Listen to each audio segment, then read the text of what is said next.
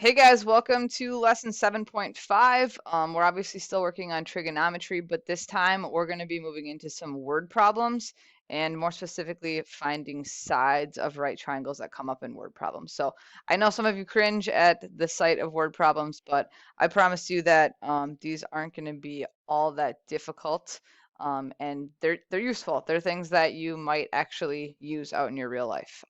So here we go. Before we get into any examples, we have a couple terms that we need to talk about. First one is something called the angle of elevation. Angle of elevation makes a lot of sense.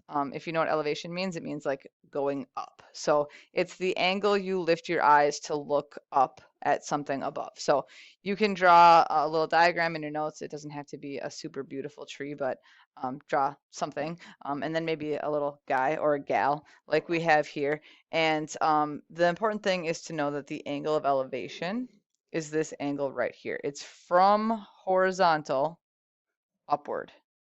So however you can make that make sense in your notes would be great. From horizontal upward.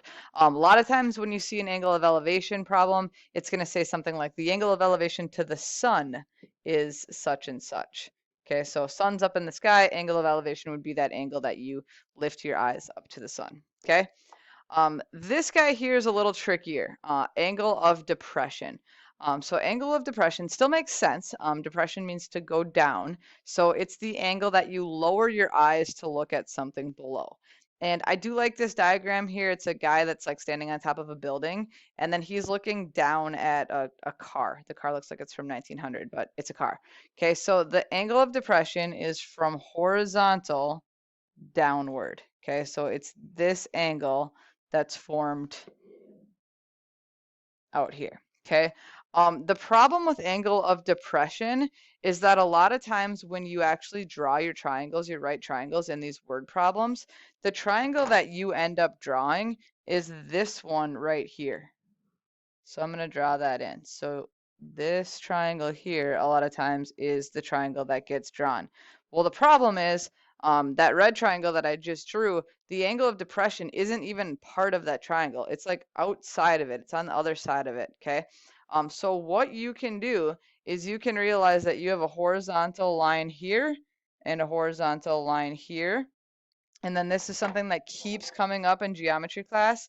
See how you have the letter Z right here? If you have parallel lines in the letter Z, those angles, so this angle here and this angle here, are congruent. Okay, so say they told you that the angle of depression was 30 degrees, just making up a number. Okay, that means that this angle down here, okay, which turns out to be the angle of elevation, are congruent. Okay, so this is probably the most important thing that you need to remember here. The angle of depression is equal to the angle of elevation. So angle of elevation is equal to the angle of depression. So basically, if you see an angle of depression, you can just kind of move it down to the angle of elevation so that it's useful for your triangle. And we'll obviously do an example where you can see that.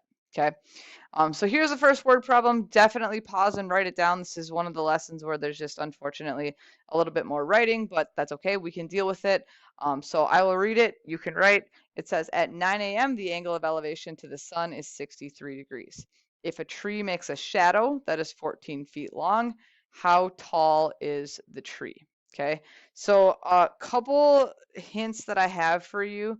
I would say like circle your angle and circle like kind of where it's gonna go. So it's an angle of elevation, so it's gonna be at the bottom of your triangle. Angle of elevations are always gonna be at the bottom, okay? Other things, I would kind of look for more keywords. So you have a tree, okay? Trees are vertical. They're gonna go up and down. You have a shadow. Shadows are on the ground. Okay, always remember that. Shadows are on the ground. That's one spot where students will sometimes get stuck. Shadows are on the ground. Okay, and that shadow is 14 feet long. And then our question is, how tall is the tree? So your question is where your variable is going to be. So we can call it X or Y or T for tree or whatever we want, but that's where our variable is going to go. Okay, so here we go. We have a tree. I would draw the tree first. Okay, if you want to draw a nice pretty picture of a tree, do it. If you would rather just write tree and a vertical line, that's fine too. Okay, so we have a tree. We also have a shadow. We have a shadow on the ground. Here's our shadow. Okay, so far, not too hard. What we have now, we have a vertical line and a horizontal line. So we've created a right angle. Okay, and then we know that these are triangle problems, so we can complete the triangle. Okay, from there, fill in the numbers that you have. So our shadow is 14 feet long. And our tree is, we don't know. That's our question. We don't know what the tree is. So we'll put an X there. Okay. And the other piece of information we have is that 63-degree angle.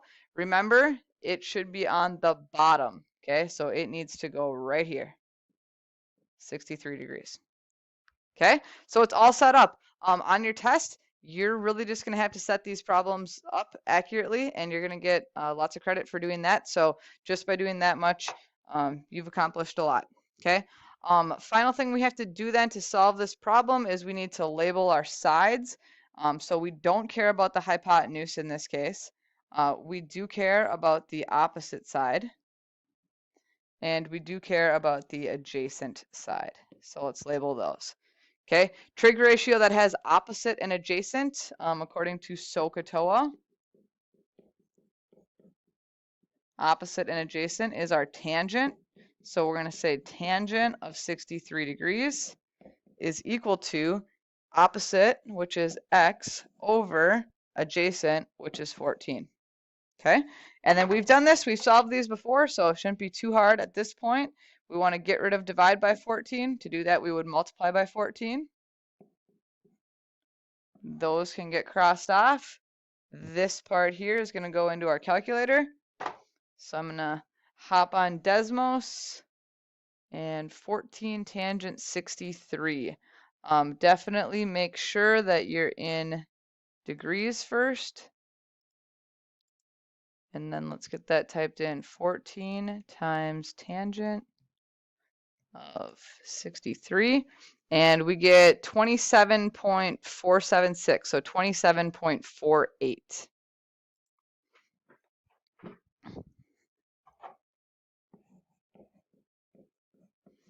And that would be measured in feet. Okay, and then what I like to do on the word problems is just put that on the triangle, 27.48 feet, and just kind of double check, does that make sense? Is it possible that you could have a 27.5-foot tree? Yeah, I think so. It looks like it fits in with our triangle pretty well, so I think that's probably the correct answer. All right, one more problem here, so bear with me. I know this video is a little bit on the long side, but that's because there's lots of words. So we have Tom. Tom is on top of a lighthouse and uses a laser to see that a boat is 150 yards diagonally away from him. His laser also shows he looked down at an angle of depression of 43 degrees. How far is the boat from the base of the lighthouse? Okay, so a lot going on. Lighthouse. Lighthouses are vertical, so I'm going to remember that. He is using this laser to look diagonally down like this. Okay. His laser also shows that he looked down at an angle of depression of 43 degrees. And then how far is the boat? So that is our X. That's what we don't know yet. Okay. So I'm going to start drawing the picture. So Tom is on top of a lighthouse. So here is our lighthouse. Lighthouse is our vertical. So lighthouse. And Tom is on the top of it. There's Tom. Okay. He uses a laser to see a boat that is 150 yards diagonally from him. Okay. So boats are probably like on the ground in the water. So here's our boat down here. And that distance was 150 yards. Okay, you can already see that our right triangle now has taken shape. So we can just kind of complete it, put a right angle there. And now here's the tricky part. Tom looked down at an angle of depression of 43 degrees. So if Tom was looking straight out, his eyes moved down 43 degrees. Okay, notice how that 43 degrees isn't even in our triangle. I drew the triangle in red, that 43 degrees is outside of it. So what we need to remember is that angle out there on the outside is exactly the same as this angle down here. Angle of depression, angle of elevation, they are going to be congruent. Okay, so once we have that on the inside of our triangle, we can kind of ignore the angle of depression. Okay, now our question is how far is the boat from the base of the lighthouse? So here's our boat. Here's the base of the lighthouse, the bottom of the lighthouse. That's what we're looking for. That's the question. What is that distance there? Okay, so now to finish our trigonometry, it looks like this time we have the hypotenuse. We have that side that's across from the right angle. We also have the adjacent side. We have the side that's right next to 43 degrees. So we'll label that as adjacent. Hypotenuse and adjacent, that's going to be our cosine. I'll write SOHCAHTOA just one more time. A and H is cosine. So we're going to say cosine of 43 degrees is equal to adjacent, which is x over 150. Okay, so another kind of easy one here where all we have to do is multiply both sides by 150. And then we'll type this into the calculator. 150 cosine of 43.